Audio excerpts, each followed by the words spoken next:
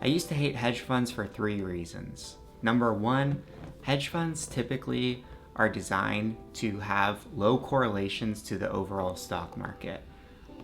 The thing that I usually find with hedge funds is that once the market starts to go down, the correlations tend to increase, meaning that once the stock market goes down, they tend to go down, or vice versa. With a hedge fund, you don't get the diversification that you're actually looking for. The second reason I used to hate hedge funds is that typically, or not typically, but most of them tend to underperform the market. And when you're looking for an investment strategy, you're looking for things that can potentially match or beat the market. And so for that reason, I didn't like hedge funds. And third, the reason why I used to hate hedge funds is that when you're looking at hedge funds in general, most of them are pretty tax inefficient. The reason for this is that they're doing a lot of short-term trades, which are all short-term gains or losses. And so if you're having these hedge funds, in an account that's not a retirement account, it's very tax inefficient. So for these three reasons, most hedge funds are not that good. And to add insult to injury, even if you do find a hedge fund that checks the boxes in all of these, meaning that they are able to outperform the market, they are pretty tax efficient, and the correlations are pretty low to the market. Once you find those hedge funds, they're usually closed to new investors, they're closed to new capital, or you have to know the right people in order to get in. The good news is that for our clients, we have access to a tax-aware hedge fund that checks the boxes in all these areas, and it's not closed to new investors.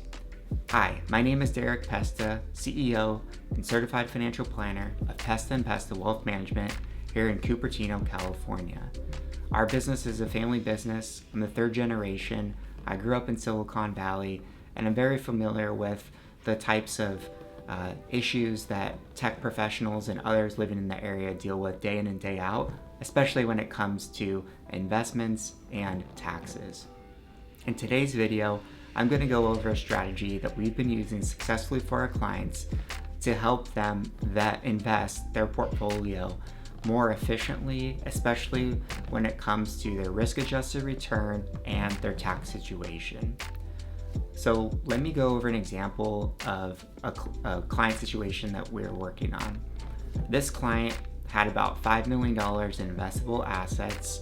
They both worked for tech companies here in the Bay Area, and their combined income together between their RSUs that would vest along with their W-2 base salary was around $600,000 combined. So what we did is we said, why don't you look at investing about $2 million into this tax-aware hedge fund, which on average per year should produce around 30% of the portfolio in ordinary income losses. That was the first step. How do we help minimize your income tax liability? Well, if you have 30% times 2 million, that's around $600,000 in ordinary income losses that you're generating, which will offset their ordinary income from their W-2 and their RSUs. So that's great news. We helped solve for their first problem.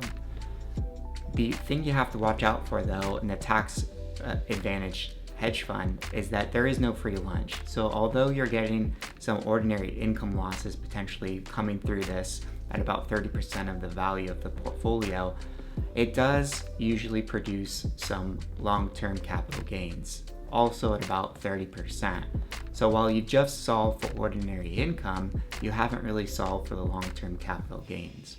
The good news is that there is another strategy that we use for our clients, and it's a long-short strategy that's able to harvest tax losses significantly while still growing the portfolio.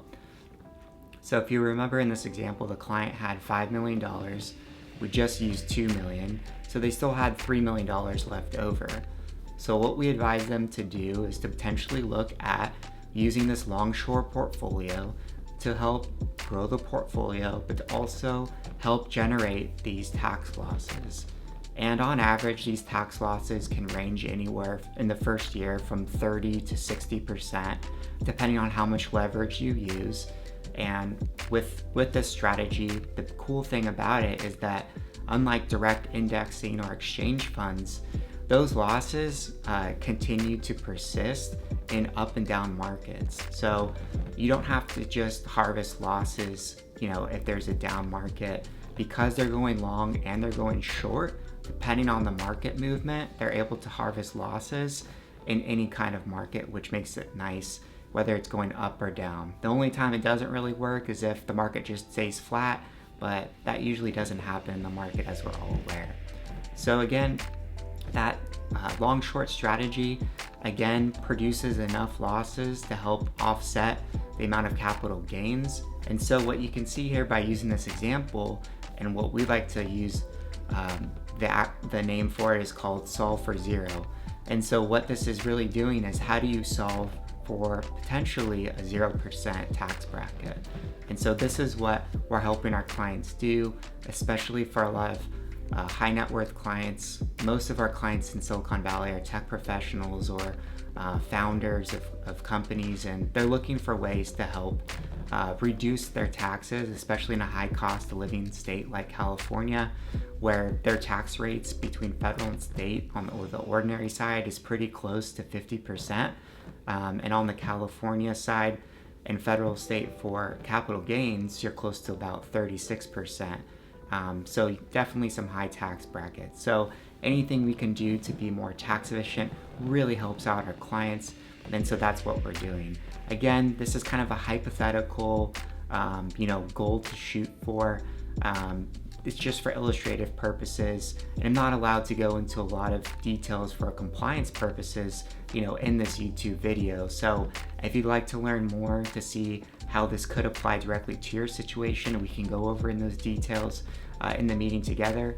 Feel free to click the link below to schedule a meeting with our team, and we can go over that for you. So again, I'm not a tax professional. I'm not giving tax advice, and this information is for illustrative purposes only.